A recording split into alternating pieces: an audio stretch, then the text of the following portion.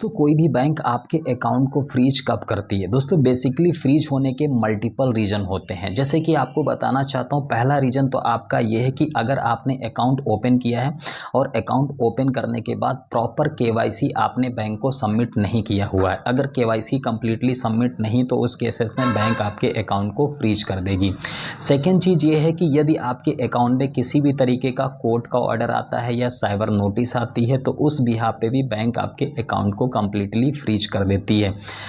Third चीज़ ये है कि जो आपने अकाउंट ओपन किया हुआ है उस अकाउंट ओपनिंग के समय जो बैंक के साथ आपने अपना प्रोफाइल और इनकम डिक्लेयर किया है, अगर आप अपनी प्रोफाइल और इनकम के बिहाफ पे अपने अकाउंट में ट्रांजैक्शन नहीं करते हैं, ट्रांजैक्शन पैटर्न्स आपका चेंज हो जाता है, ये अचानक सडनली कहीं से आपका हाई वैल्यूम अमाउंट आपके खाते में आ जाता है तो उस बिहाफ पे भी बैंक आपके अकाउंट को फ्रीज करती है। कई बार दोस्तों ऐसा भी होता है कि जो आपका एड्रेस है और एड्रेस के बेसिस पे अगर बैंक को किसी भी तरीके का सस्पिशियस पाया जाता है तो उस बिहाफ पे ये बैंक आपके अकाउंट को फ्रीज करती है।